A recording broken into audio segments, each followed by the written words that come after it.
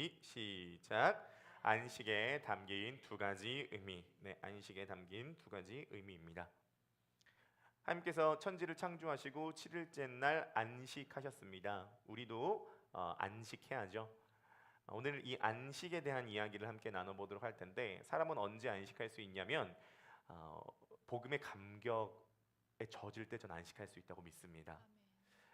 어, 모든 성경에서 왜 자꾸 복음을 얘기하냐, 복음을 너무 끼워 맞추려고 하는 거 아니냐라는 생각을 가지실지 모르겠습니다. 아니요, 복음을 끼워 맞추려고 하는 것이 아닙니다. 성경의 전체 핵심은 복음이에요. 그래서 이 복음의 진리를 우리가 깨닫고 그것이 적용될 때 우리가 안식할 수 있다는 것이죠. 창조 이후에 하나님께서 안식하였습니다. 그래서 제가 항상 드리는 말씀이 뭐냐면은, 저와 여러분들은 안식이 뭔지 이미 알고 있습니다. 현대인들은 안식이 뭔지 알고 있어요. 현대인들은 모두 안식하기를 원하죠. 안식을 사모합니다. 그래서 안식을 추구하죠. 일맥상통하진 않지만 그래도 가장 비슷한 안식과 비슷한 개념들이 있습니다. 어떤 개념들일까요? 연휴, 휴가, 바캉스, 호캉스, 힐링, 충전, 이 모든 것들은 사실 안식의 측면입니다.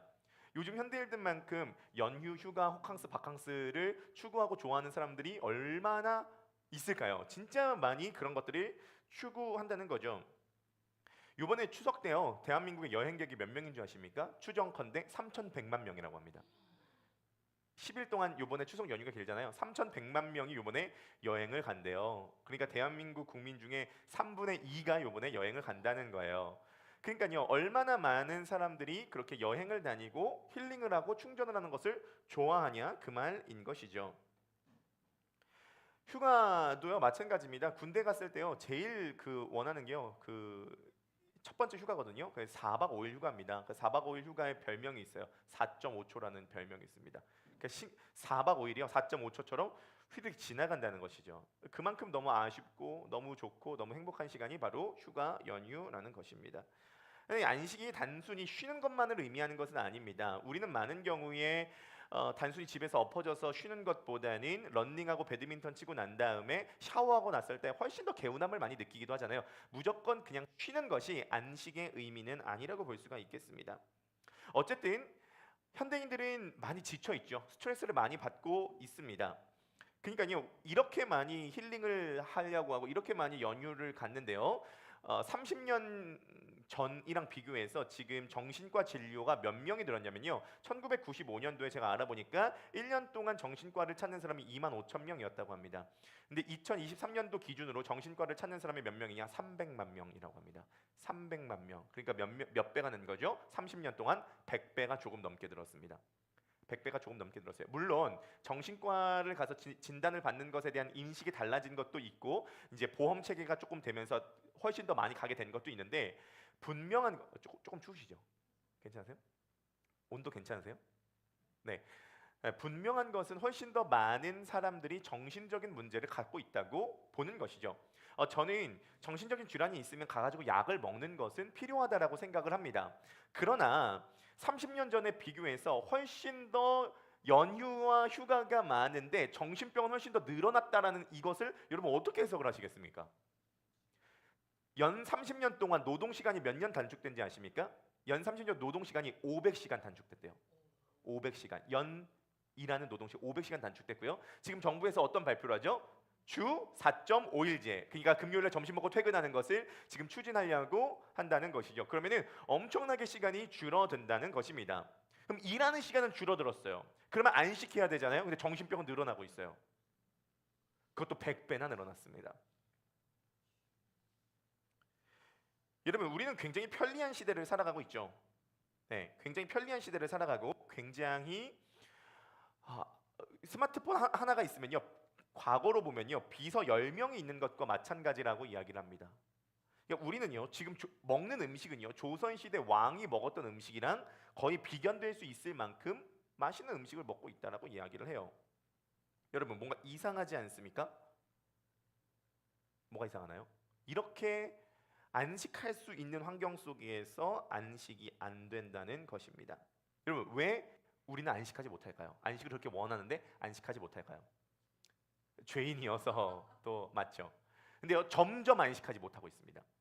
2010년도에 나온 한문철 교수가 쓴 피로사회라고 하는 책이 있는데요. 그 책을 보면요, 그 이유에 대한 조금 큰 어떠한 통찰을 얻을 수가 있는데요. 그 피로사회에서 한문철 교수가 얘기하는 게 뭐냐면, 현대 사회에서 왜 사람들이 점점 지쳐가는가라고 했을 때 일을 해서 지쳐가는 게 아니라는 거예요. 왜 지쳐가냐면요, 일 안에 일을 하나 더 한다는 거예요. 일만 하지 않고 일 뒤에 일이 있다는 겁니다. 뭐죠? 우리 안에는요, 일할 때 일만 해야 되는데 일을 할 때 여러 가지 충동들이 많이 올라오게 됩니다.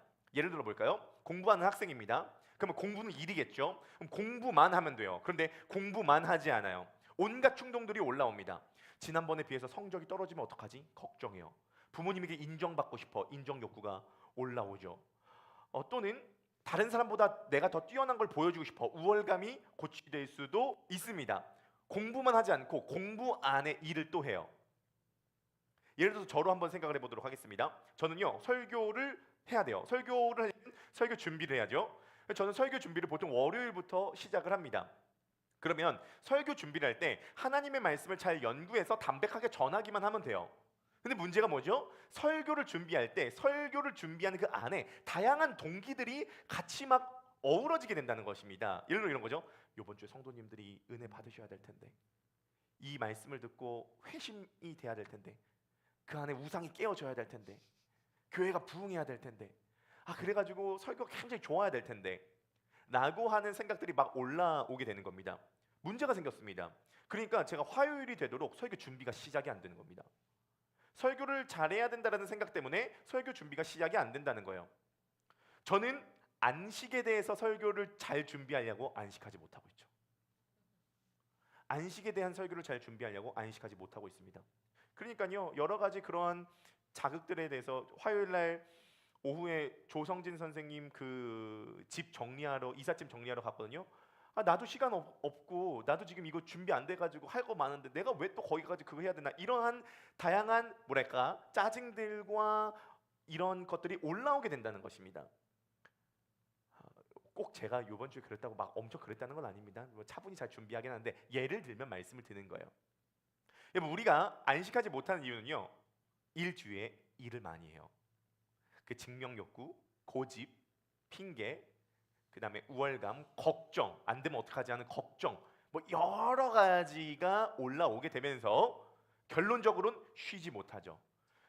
일을 해서 지치는 것이 아닙니다. 일을 할 때 여러 가지 충동 때문에, 여러 가지 일 안에 일 때문에 우리가 지치고 있다는 것이죠. 여러분, 안식하실 수 있게 되기를 소원합니다. 오히려 안식할 때 일의 능률도 올라가요. 안식할 때 훨씬 더 우리는 파워풀하고 의욕적으로 살아갈 수 있습니다. 일을 단순히 안 하는 게 안식이 아니에요. 오늘 이러한 개념에서 두 가지를 한번 살펴보도록 할 텐데, 첫 번째는 안식에 대한 두 가지 의미입니다. 첫 번째는 완성된 질서, 두 번째는 존재에 대한 만족입니다. 안식에 대한 두 가지 의미, 완성된 질서, 존재에 대한 만족입니다. 한번 따라해주면 감사하겠습니다. 완성된 질서, 존재에 대한 만족. 네, 하나씩 살펴보도록 하겠습니다. 완성된 질서, 존재에 대한 만족입니다. 자, 첫 번째, 완성된 질서입니다. 안식은 완성된 질서인데요. 창세기 2장 1절 한번 읽어보도록 하겠습니다. 준비, 시작. 천지와 만물이 다 이루어지니라. 이 창세기 2장 1절의 선언입니다. 천지와 만물이 다 이루어지게 되었습니다. 천지는 뭐죠? 네, 하늘과 땅이에요. 천지는 구조죠. 만물은 내용입니다. 천지는 하드웨어고 만물은 소프트웨어죠. 그 구조 속에서 내용물을 채워 넣었다는 게 천지와 만물이에요. 그래서 창조적 사역을 한다는 것은 다 이 관점으로 갑니다. 구조를 잡고 내용물을 채워 넣는 거예요. 천지를 만들고 그 천지에 들어가는 내용물들을 채워 넣는다가 창조적 사역이라고 할 수가 있겠습니다. 네, 하나님께서 천지와 만물을 다 완성하셨습니다. 그러니까 완성하셨다는 것은 이 천지와 만물에 결핍이 하나도 없다는 것을 의미합니다. 완성은요, 결핍이 없다는 것이고요. 이것은 바꿔서 얘기해서 완전하다는 의미가 있습니다. 온전하다는 거예요. 천지와 만물이 온전하다는 겁니다. 그러니까 안식은요, 결국은 완성된 질서를 의미합니다. 안식은 완성된 질서를 의미해요. 천지와 만물이 완전히 질서 속에 있는 상태가 안식의 첫 번째 의미입니다. 여러분, 세상은요 혼돈과 공허와 흑암 속에 있었습니다. 이 혼돈과 공허 속에 하나님께서 말씀하였어요. 그래서 말씀으로 이 혼돈의 질서를 잡으시고 이 흑암의 땅에 빛을 비추셨다는 겁니다. 그러니까 결국 이 완성된 질서는요 하나님의 말씀으로 지어진 질서다라고 볼 수가 있겠습니다. 하나님의 말씀으로 완성된 질서, 이것이 안식의 첫 번째 의미다라고 볼 수가 있겠어요. 그러니까요 결국은 예수님께서 기도를 할 때 하늘에 계신 우리 아버지여 이름이 거룩히 여김을 받으시기를 원합니다. 그리고 그 다음에 기도가 뭐였죠? 뜻이 하늘에서 이루어진 것처럼 땅에도 이루어지기를 원합니다. 나라가 임하기를 원합니다. 그렇게 기도를 하셨잖아요. 하나님의 나라가 임한다는 건 뭐냐면 결국은 이 하나님의 나라는 완전한 하나님의 질서를 의미합니다. 완전한 하나님의 질서가 이 땅에 임함으로써 깨어진 세상이 그 질서로 인하여서 회복되게 된다가 예수님께서 기도하신 나라가 임한다라는 의미인 거예요. 그래서 예수께서 이 땅 가운데 오셔서 하나님 나라를 선포하신 것은 뭐냐면 이 세상에 깨어진 질서를 하나님의 질서로 다시 회복시킨다라는 의미가 바로 하나님의 나라가 이 땅에 임한다라는 것을 의미할 수가 있는 거죠. 여러분, 질서가 깨진 만큼 안식은 깨집니다. 질서가 깨진 만큼 안식은 깨져요. 그래서 하나님의 말씀으로 내 삶에 깨어진 부분이 다 통치를 받을 수 있도록 만드는 것, 그래서 완성된 질서를 만드는 것이 결국은 우리가 안식할 수 있는 길이다라고 볼 수가 있겠습니다. 내 모든 삶의 영역에서 하나님의 말씀으로 우리가 통치를 받고 다스림을 받는 거죠. 왜냐하면 하나님의 말씀은 완성된 질서 그 자체이기 때문입니다. 그러므로 이 하나님의 말씀을 듣는 것은 매우 중요해요. 제가 총신대 다닐 때 신구원 교수님이라고 하는 교수님이 수업을 할 때 항상 첫 번째로 이러한 질문을 하셨거든요. 여러분께 질문을 한번 드려보도록 하겠습니다. 만약에 여러분들이 시각과 청각 중에 하나만 얻을 수 있다고 한다면 무엇을 포기하고 무엇을 얻으시겠습니까? 시각과 청각 중에 하나만 포기할 수 있다고 한다, 하나만 얻을 수 있다고 한다면 여러분은 뭐를 얻으시겠습니까? 뭘 포기하고요? 자, 나는 청각을 포기하고 시각을 얻겠다. 손 한번 들어주시겠습니까? 청각을 포기하고 시각을 얻겠다. 난 보겠다. 네, 나는 안 봐도 좋으니까 듣겠다. 네, 아니 답을 생각하지 말고 본인을 생각해. 실제로 그러면은 시각을 포기하고 청각을 얻겠다 있고 청각을 포기하고 시각을 얻겠다 있죠. 저라고 하면은 청각 포기하고 시각을 얻겠어요. 솔직히 안 들리는 게 나아요. 보는 게 중요하거든요. 근데요 동일한 질문을요 히브리인들에게 하면요 대부분 시각을 포기하고 청각을 얻겠다고 합니다. 시각을 포기하고 청각을 얻겠다고 합니다. 왜냐하면 하나님의 말씀은 듣는 거라는 거예요. 하나님 말씀 보는 게 아니라 듣는 거라는 거예요. 귀가 닫히면 듣지 못하기 때문에 말씀이 중요하기 때문에 청각을 선택한다는 거죠. 지금도 그렇지 않습니까? 만약에 여러분들이 눈은 감아도요 귀는 못 감아요. 귀는 들리게 되어 있어요. 그래서요 성경에서도 뭐라 하냐면 믿음은 들음에서 나며 들음은 그리스도의 말씀에서 난다는 것이, 우리가 들음으로써 하나님의 말씀이 우리에게 들리면 우리 안에 어떠한 혼돈된 그 부분에 질서가 임한다는 거예요.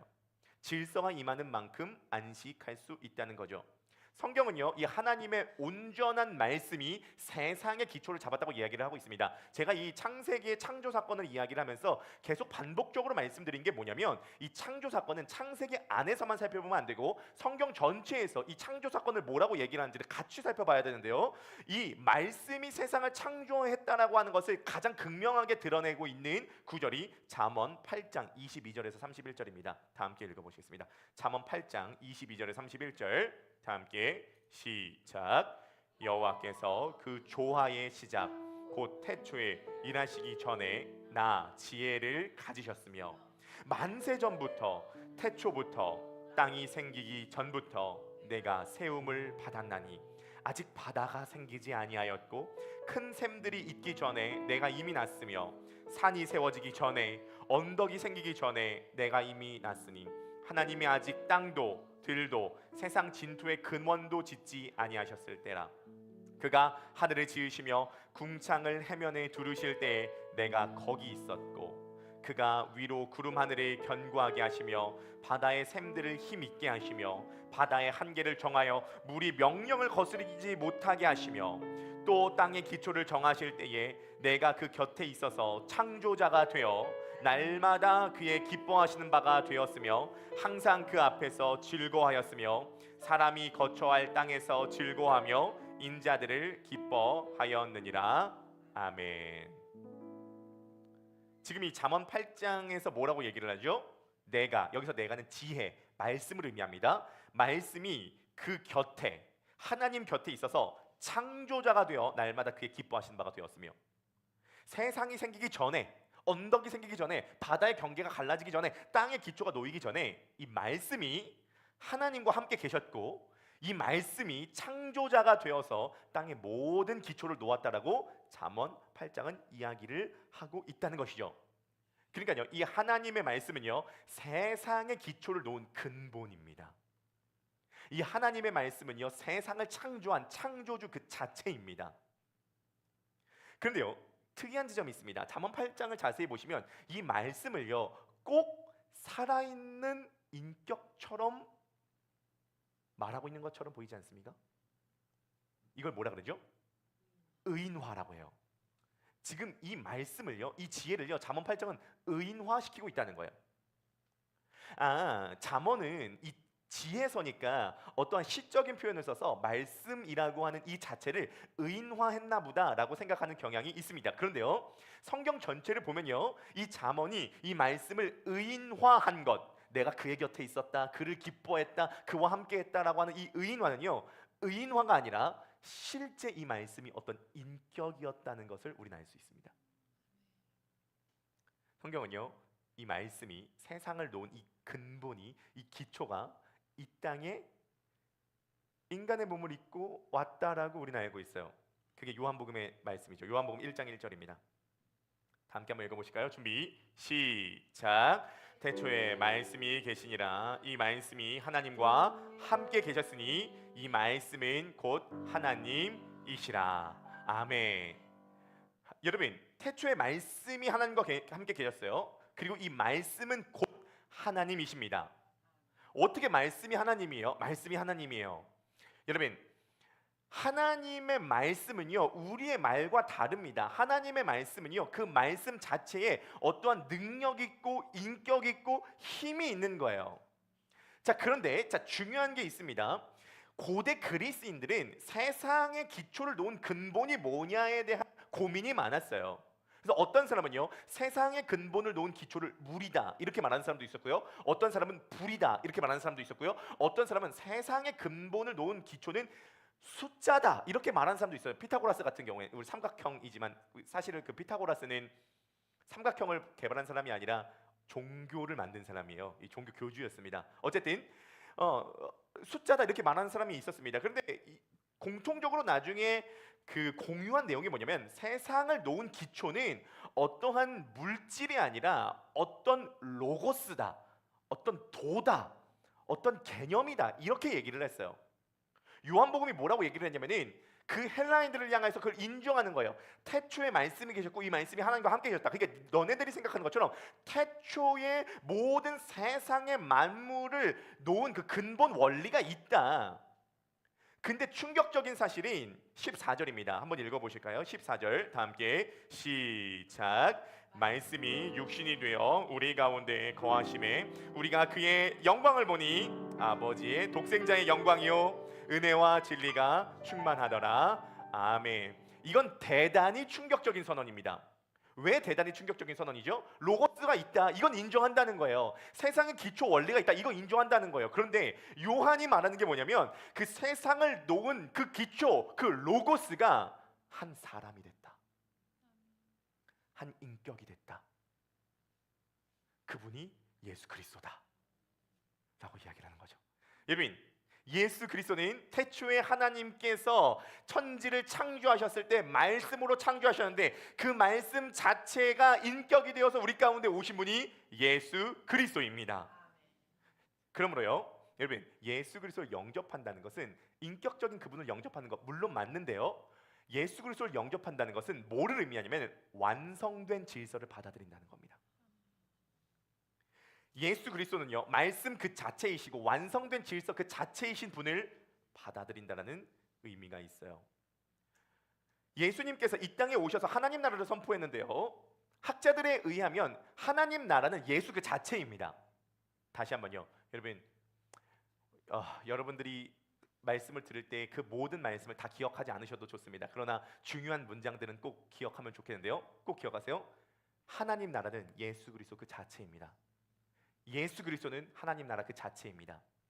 그러므로 예수 그리스도께서 이 땅에 오셔서 치유하시고 회복하시고 병자들을 낫게 하시고 관계들을 회복하신 건 뭐냐면 완성된 질서가 이 땅 가운데 오셔서 깨어진 질서의 부분을 메꿔주고 계신다는 거예요.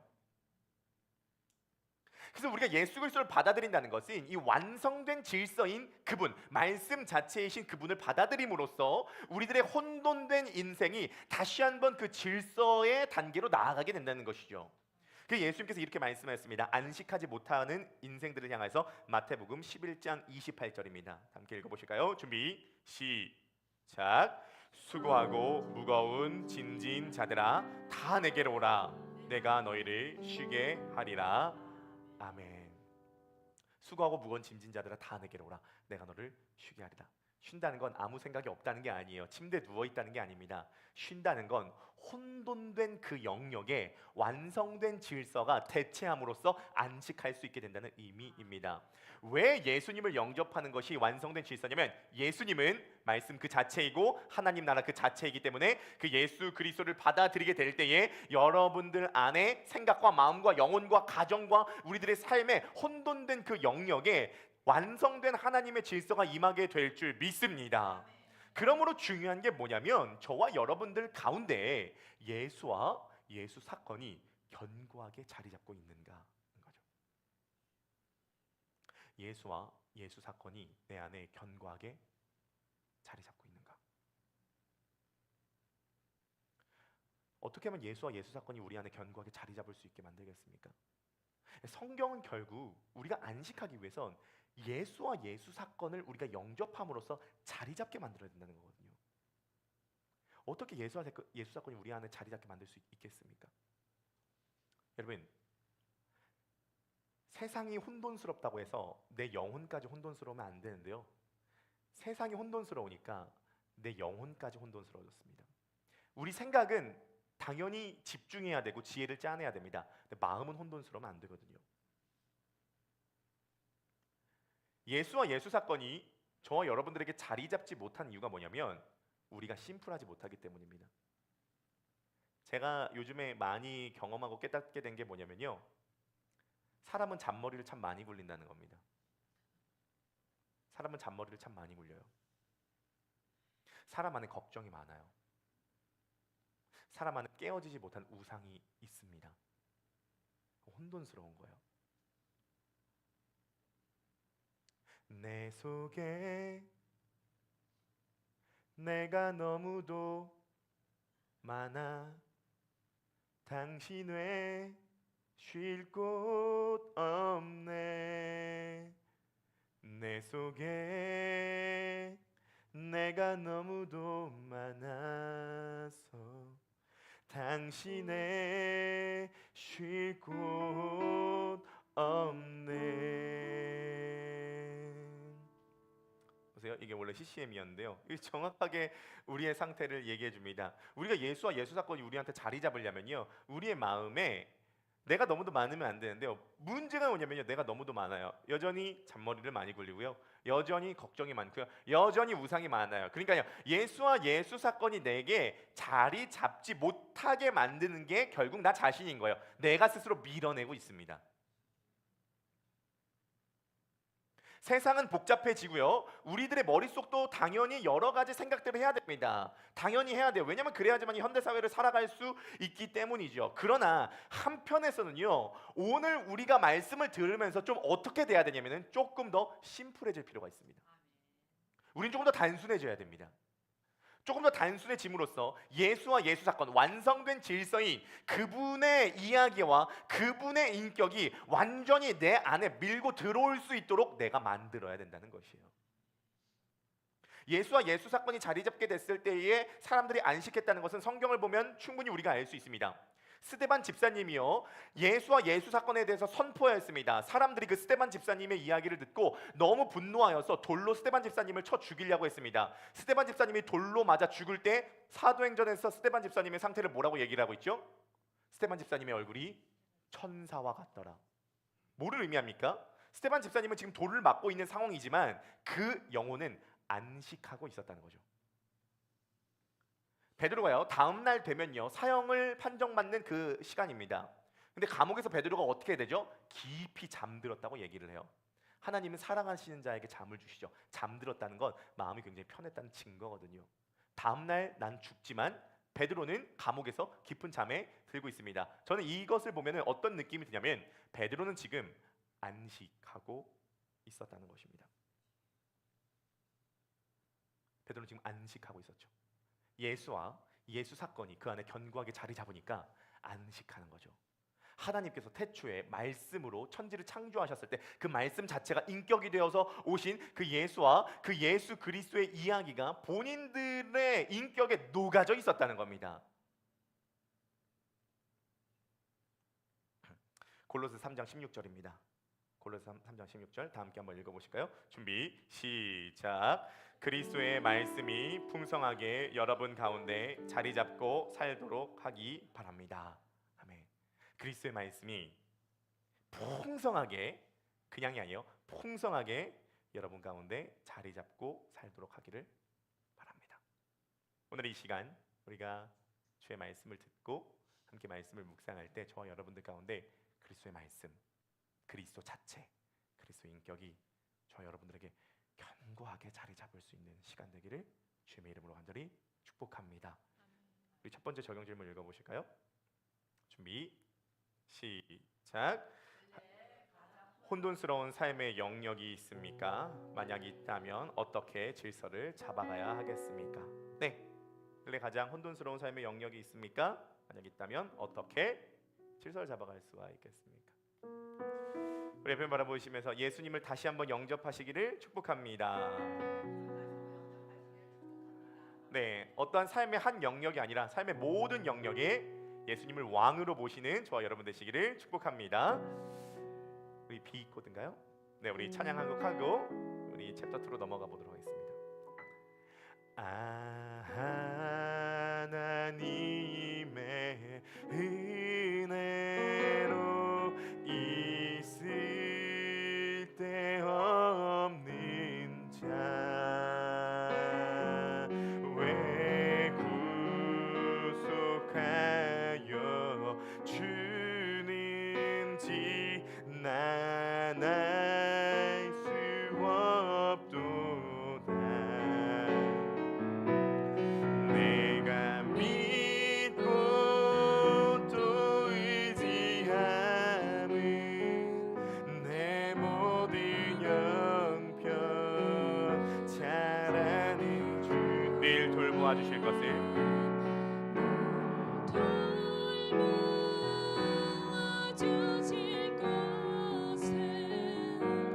나는 확실히 아네. 왜 내게 굳센 또 복음 주셔서 내 마음이 항상 편한지 난 알 수 없도다. 내가 믿고 또 의지하는 내 모든 형편 잘 아는 주님 늘 돌보아 주실 것을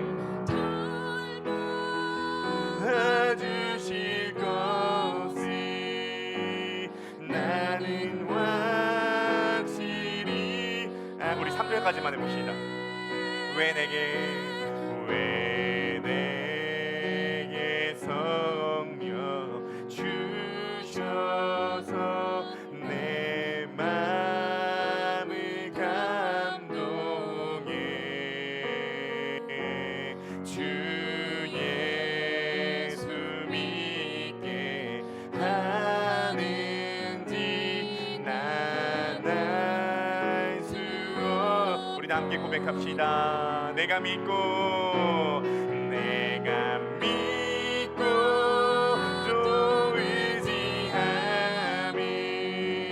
내 모든 영변 잘 아는 주님 맘에 늘 돌보아 주실 것을 나는 확실히 아네.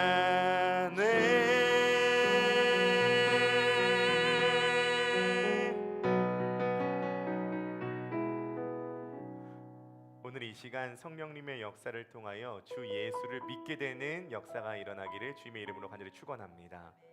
그리하여서 우리가 그 완성된 질서가 예수 그리스도를 통해서 이루어지게 되기를 소원합니다. 네.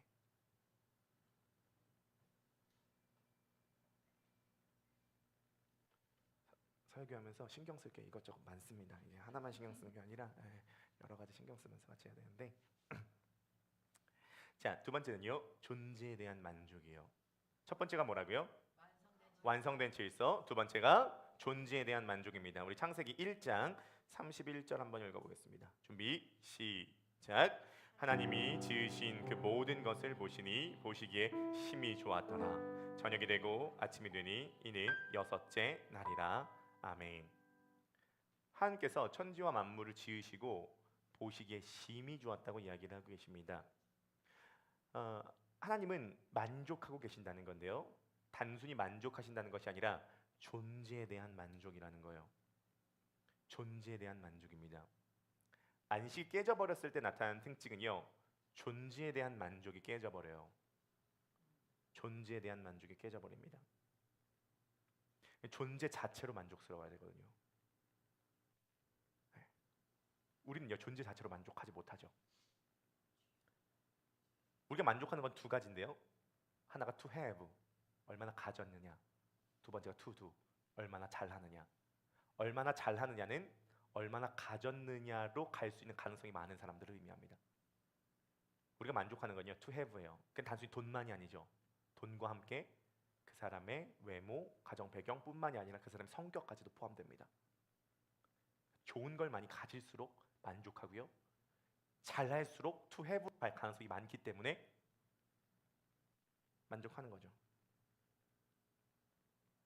문제가 뭐냐면 얼마나 가졌느냐 또는 얼마나 잘하느냐로 우리가 안식한다면 우리는 증명해야 되는 압박감 속에 살게 됩니다. 증명해야 되는 압박감 속에 살게 되죠. 만족하려면요. 심지어 존재 자체로 받아들여져야 되는 부모님에게도 뭔가 증명하기 위해서 부모님을 만족시켜야 된다는 생각이 있어요. 어차피 부모님을 만족시키지 못할 거면 오히려 아예 만족시키지 않은 방식으로 나아가겠다라고 얘기를 하는 경우가 많습니다. 심지어 우리는 그 착한 산타 할아버지에게조차도 만족시켜야지만이 선물을 받는다고 생각하죠. 울면 안 되잖아요. 그건 조건이거든요. 우는 아이에겐 산타 할아버지가 선물 안 주시거든요. 존재에 대한 만족이 아니라 to have나 to do로 만족을 평가합니다. 그러나 하나님은 천지와 만물을 지으시고 사람과 세상을 보시고 그 존재에 대한 충만한 만족감을 갖고 계셨습니다. 창세기 2장 3절 다시 한번 읽어보실까요? 창세기 2장 3절 준비 시작. 하나님이 그 일곱째 날을 복되게 하사 거룩하게 하셨으니 이는 하나님이 그 창조하시며 만드시던 모든 일을 마치시고 그날에 안식하셨음이니라. 아멘. 하나님께서 6일 동안 세상을 만드시고 7일째 그 완성됐다는 그 완성된 질서 속에서 그날을 복되게 하시고 난 다음에 거룩하게 하셨습니다. 그러니까 하나님은요 7일째를 복되게 하시고 거룩하게 하셨다는 거예요. 여러분, 거룩이 뭐죠? 거룩은요, 구별되다라는 의미인데요. 우리가 거룩하면요, 떠오르는 게 무슨 그림에서 예수님께서 두 손 모으고 기도하는 겟세마네 동산에서 기도하는 것, 그런 것들만 거룩이라고 생각합니다. 그게 거룩이 맞는데요. 거룩은요, 구별되다는 의미인데요. 예를 들어 이런 것입니다. 우리가 이제 우리 집이 시작이 됐지 않습니까? 우리 집에 여성만 모인 그룹이 있습니다. 첫사랑의 집입니다. 예나 집사님, 기영자매님, 연희 사모님, 그리고 수가 집사님, 보미 자매님, 연아가 함께하는 그룹이죠. 근데요, 이 우리 집이, 그러니까 첫사랑의 집이 기영자매님 집에서 모이게 된 거예요. 그래서 함께 거기서 소그룹 모임을 하고 우리 집 모임을 하고 몰드머니 프로젝트 회의를 하고 같이 저녁을 먹게 된 거죠. 그런데 그날따라 범순 형제님이 일이 빨리 끝난 거예요. 그래서 퇴근을 하고 범순 형제님이 집에 돌아왔습니다. 첫사랑의 집 모임이 하고 있어요. 첫사랑의 집 모임은요, 다 여성들만 있어요. 근데 그 중에 남자인 범순 형제가 간 거죠. 그 중에 남자는 누구밖에 없어요? 범순 형제밖에 없어요. 이때 이것을 거룩이라고 얘기합니다. 거룩은 구별되다는 거예요. 자꾸 그러니까 신앙생활을 오래 하신 분들이 이 신앙생활의 문제가 뭐냐면 어떤 이미지가 있어. 거룩은 뭔가 다르다는 거예요. 근데요, 단순히 여자들 숲에 남자가 있기 때문에 청일점으로 다른 것뿐만이 아니라 한 가지 개념을 좀 더 탑재하셔야 되는데요, 더 뛰어남으로 구별되는 겁니다. 예를 들어 고전적인 그 동화 중에 미운 오리 새끼 아시나요? 미운 오리 새끼 보면요, 이 오리 새끼가 되게 오리들한테 구박을 받습니다. 넌 다르게 생겼다고, 넌 왜 이렇게 더 하얗냐고, 넌 왜 이렇게 날개가 더 크냐고. 근데 알고 보니까 이 미운 오리 새끼가 오리가 아니라 백조였던 거예요. 많은 오리들 숲에서 백조가 있는 거죠. 이것을 뭐라 그러냐면 이것을 거룩이라 그럽니다. 거룩은요, 어떤 숲에서 구별되고 근데 뛰어나게 구별되는 것, 그걸 거룩이라고 하죠. 하나님은요, 7일째 되는 날을요, 이 완성된 질서인, 자꾸 7일을 시간으로 계산하지 말고 그냥 완성된 질서라고 생각하세요. 이 완성된 질서의 상태를 구별하시고 복되게 하셨습니다. 여러분, 이 7일째를요 그리스도인이라고 생각을 해보세요. 7일째를 그리스도인이라고 생각해보세요. 하나님은 그리스도인인 저와 여러분들을 복되게 하시고 구별되게 하셨습니다. 세상과 다른 구별된 사람들이요.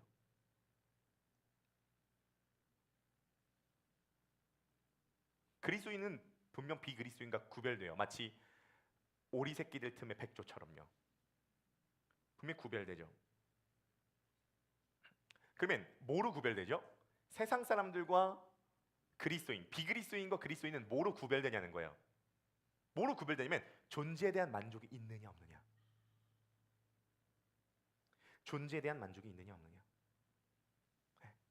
여러분, 여러분들은 그리스도를 통하여서 그리스도인이 됨으로써 여러분 자신과 여러분과 함께하는 사람과 이 지금 상황에 대한 존재에 대한 만족이 있으십니까?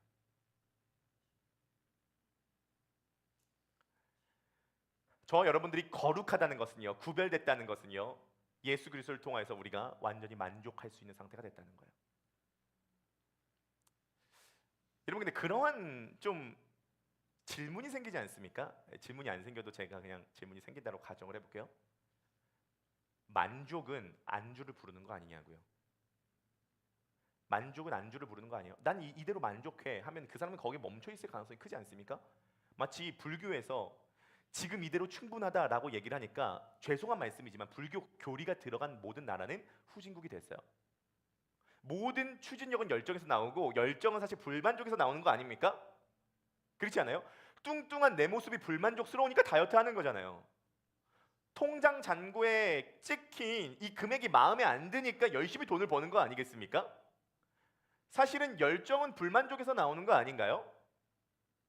그렇지 않아요? 근데 어떻게 만족에서 열정이 나오는 거죠? 그러면 제가 바꿔서 좀 질문 드려보도록 하겠습니다. 불만족에서 열정이 나오는 거 맞아요. 불만족에서 열정이 나오는 거 맞는데, 그러면 불만족에서 열정이 나와서 그 열정으로 추진을 했어요. 뭔가를 성취했어요. 살이 빠졌다든지 아니면 돈을 벌었다든지 아니면 뭔가 내가 얻고자 하는 걸 성취를 했어요. 그럼 질문 드려볼게요. 그 다음에 만족이 오나요? 그 만족이 안 온다는 거예요. 그러면 그 상태에서 또 불만족이 옵니다. 그럼 불만족이라고 하는 연료를 태워서 또 열정적으로 추진해가지고 또 뭔가를 이뤄요. 뭔가를 이루고 난 다음에 잠깐 만족스러운데 또 불만족스러워요. 그러면 또 불만족으로 열정을 태워가지고 또 추진해서 또 그 다음 단계로 이루죠. 그 과정 가운데 인간은 안식하지 못한다는 겁니다. 정혜중 선생님이 계속적으로 하시는 이 말씀이 뭐예요? 63빌딩 58층에서 디너쇼 50만 원 먹으면서 불꽃놀이 봤다. 그런데 지나놓고 보니까 의미가 없더라. 그런 얘기를 하시는 거지 않습니까? 근데 우리가 열심히 노력해가지고 결국은 디너쇼 봤다는 거예요. 58층에서요. 성취를 했다는 겁니다. 그런데 그 다음에 불만족이 또 오거든요. 사람 욕심이 끝이 없습니다. 그러니까 그 과정 가운데 뭐가 되냐면 피로사회가 그래서 이어지게 됩니다. 그래서 지금 한국 사회는 이 경쟁 사회와 이 자기 증명의 시대 속에서 정신병이 300만 명으로 늘어난 게 결국 이러한 사회 문화 시스템이 있기 때문에 안식할 수 없게 만드는 사회 시스템이 있기 때문에 우리가 지금 그렇게 된다는 거예요. 그러니까요. 문제가 뭐냐면요. 여러분들이 갖고 다니시는 자동차가 디젤이라면 경유를 넣으셔야지 휘발유를 넣으면 퍼진다는 거예요. 근데 우리는요 지금 당장 반짝 나가게 만든다고 우리 경유에 들어갈 차에 휘발유를 지금 넣고 있다는 겁니다. 제가 한번 그럴 뻔한 적이 있었거든요. 경유에 휘발유 넣을 뻔한 적이 있었어요. 한 방울 들어가다가 겨우 해가지고 안 들었는데 이 구멍도 안 맞아요. 경유는 조그만하고 휘발유는 크다고. 이게 왜 안 들어가냐 몰라가지고 그랬다라는 거예요. 여러분 휘발유가 들어가야 되는 인간에게는 휘발유를 넣어줘야 되는데 디젤, 경유를 넣으니까 지금 다 정신과 300만 명 가는 것 아니겠습니까? 저와 여러분들은요 뭐로 나아가야 되냐면요 휘발유 넣어야 돼요. 다른 말로 뭐냐면 우리가 만족하면서 추진해서 앞으로 나아갈 수 있게 만드는 원동력은 여러분들의 현재 상태에 대한 불만족으로부터 시작되는 것이 아니라 예수 그리스도를 통하여서 완전히 만족된 상태에서 돈을 벌고 만족된 상태에서 살도 빼고 만족된 상태에서 교회 부흥도 일어나가는 것입니다. 불만족이 아니라 만족된 상태에서 나아가게 된다는 것이에요. 그러니까요 이게 창세기에 매우 오묘한 것인데요, 하나님께서 천지를 다 지으셨어요. 천지와 만물을 다 완성했습니다. 이건 완성이죠. 완성된 거예요. 다 지어진 거예요. 그래서 심히 보기 좋았다라고 말씀하셨어요. 완성됐다라고 말씀하셨어요. 근데 특이한 게 뭐예요? 인간 보고 생육하고 번성하고 충만하고 정복하라고 얘기했어요. 아니 완성됐는데 완성된 상태에서 뭘 또 생육하고 번성하고 충만하고 정복해요? 그런데요 이게요 창세기의 독특한 점이라는 거예요. 하나님께서 지으신 모든 세상은 다 퍼펙트하고 온전하며 손댈 게 아무것도 없이 완전한데요 그 세상을 인간에게 다시 맡기심으로써 이것을 발전시켜 나아가라고 이야기를 하였습니다. 정확하게 저와 여러분들에게 해당되는 일이에요. 우리는 완성됐어요. 그리고 우리 만족해요. 그러나 생육하고 번성하고 충만하고 정복하는 사명이 있는 겁니다. 만족스럽기 때문에 결혼하는 거고요. 만족스럽기 때문에 개척하는 거고요. 만족스럽기 때문에 출산하고 만족스럽기 때문에 경제적 활동을 하는 겁니다.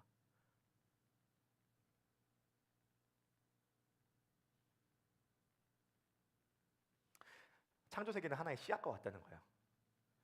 이건 온전하지만 그래서 만족스럽지만 완성된 질서이지만 이 씨앗을 심고 물을 주고 나무를 길러서 열매까지 맺는 사명이 또 있다는 거예요.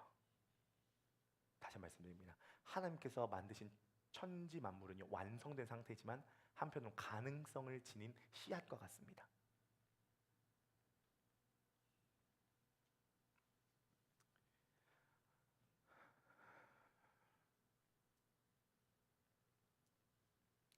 여러분 천지와 만물이 다 이루어졌어요.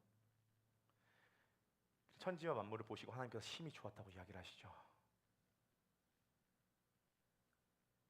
하나님 안식하였어요. 안식은 두 가지 의미죠.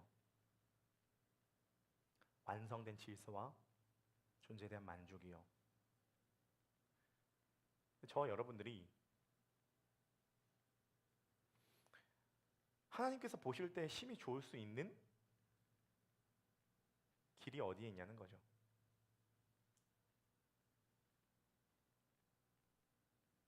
성경을 보면요 오늘 창세기 2장 1절과 비슷한 구절이 하나 나오는 곳이 있습니다. 천지와 만물이 다 이루어지니라 라고 하는 구절과 비슷한 구절이 하나 있어요. 이게 요한복음 19장 30절입니다.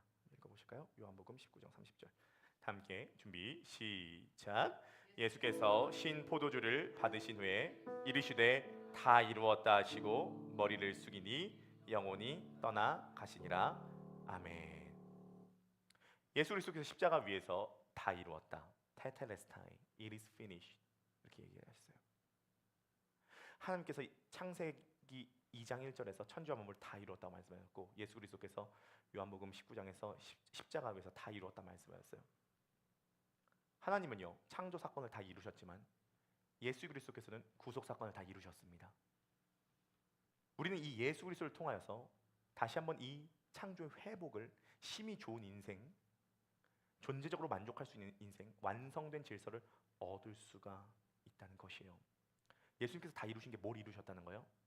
하나님은 천지와 만물을 다 이루셨다는 거고, 예수님께서 다 이루신 것의 핵심이 무엇입니까? 예수 그리스도께서 이 땅에 인간의 몸을 입고 오셨습니다. 인간의 몸을 입고 오셨다는 것은 결국 율법 아래에 하셨다는 거예요. 하나님께서 인간에게 요구하신 율법이 있습니다. 그 율법은 613가지예요. 이 율법의 독특한 특징이 있는데요, 이 율법은 다 지켜야 되고 마음으로도 지켜야 됩니다. 근데 인간은요 절대 이 율법을 지킬 수 없어요. 왜죠? 몸으로는, 행위로는 지킬 수 있는데 마음으로는 형제를 살인하지 않을 수 있는데 미워하지 않는 감정은 어떻게 할 수 없어요. 왜냐하면 인간이 죄인이기 때문이죠. 그래서 인간은 하나님께서 요구하신 율법을 모두 다 지킬 수 없죠. 그래서 인간은 의인이 될 수 없는 거예요. 의인이 돼야지만이 하나님과의 관계가 화목할 수 있는데, 인간은 결코 의인이 될 수 있는, 스스로의 힘으로 의인이 될 수 있는 길이 없습니다. 이것을 다 지키려면요 유일한 존재여야 되는데 죄가 없어야 돼요. 예수 그리스도께서 이 땅 가운데에 육신의 몸을 입고 죄 없는 자로 이 땅 가운데 오셨습니다. 그래서요 죄 없는 자이기 때문에 하나님께서 요구하신 율법의 613가지의 요구를 다 지키실 수 있게 됐던 거죠. 행위로뿐만이 아니라 마음으로도 다 지키셨어요. 자, 그러면 예수 그리스도께서는요 의인이 되신 거예요. 예수님은 하나님의 아들이기 때문에 의인이 아니라 예수님께서 하나님께서 요구하신 율법을 다 지키셨기 때문에 의인이라는 것입니다. 그런데요 예수님은요 의인으로서 받아야 될 복을 받은 것이 아니라 7일째 되던 날 완성된 질서 속에서 하나님께서 심히 보시기에 좋았더라라고 하는 그 인생처럼 예수님께서 완전한 그 질서를 지키셨기 때문에 의인으로서 복을 받은 것이 아니라 오히려 죄인으로서 저주를 받으신 거죠. 예수님께서 죄인으로서 받으신 저주를 우리는 십자가라고 합니다. 예수님께서는 죄인으로서 십자가의 저주를 받으신 겁니다. 그 저주는요 인간인 우리가 죄의 대가로서 받아야 될 저주와 진노였다는 거예요. 그래서 예수 그리스도께서 십자가 위에서 인간 대신 받아야 될 저주와 진노를 다 받으셨습니다. 그러면 예수님께서 이 땅 가운데 오셔서 지키신 613가지의 그 율법의 의의는 도대체 어디 간 것입니까? 도대체 어디 간 것입니까? 그것은 바로 예수 그리스도를 믿는 우리들에게 그 예수 그리스도께서 지키신 하나님의 모든 의가 다 전가가 됐다는 것이에요. 그래서 우리의 모든 죄와 죄책은 예수 그리스도에게 넘어간 것이고, 예수 그리스도의 모든 의는 우리들에게 넘어오게 된 것입니다. 그리하여서요 모든 죄와 죄책의 문제는 끝나게 된 것이고, 예수 그리스도께서 이루신 하나님께서 보시기에 완벽히 좋은 그 인생은 우리들에게 넘어오셨다는 거예요. 그러므로 우리가 예수 그리스도를 믿을 때에 하나님은 우리를 보실 때 어떻게 보시냐면 예수 그리스도를 보시는 것과 동일한 마음으로 우리를 보십니다. 왜죠? 성경은 이것을 이렇게 이야기를 하고 있다는 것입니다. 우리가 예수 그리스도로 옷 입었다. 그래서요 여러분들의 실제적인 지금 존재는 문제가 많아요. 만족할 수 없는 인생이에요. 하나님께서도 죄인인 여러분들의 모습을 보면은 진노하실 수밖에 없는 인생이지만, 하나님께서 저와 여러분들을 보실 때 만족하실 수밖에 없는 이유, 심히 좋을 수밖에 없는 이유는 여러분의 의를 갖고 하나님 앞에 서는 것이 아니라 예수 그리스도께서 다 이루신 하나님의 의를 갖고 주님 앞에 서기 때문입니다. 예수 그리스도께서 그 길을 여셨다는 거예요.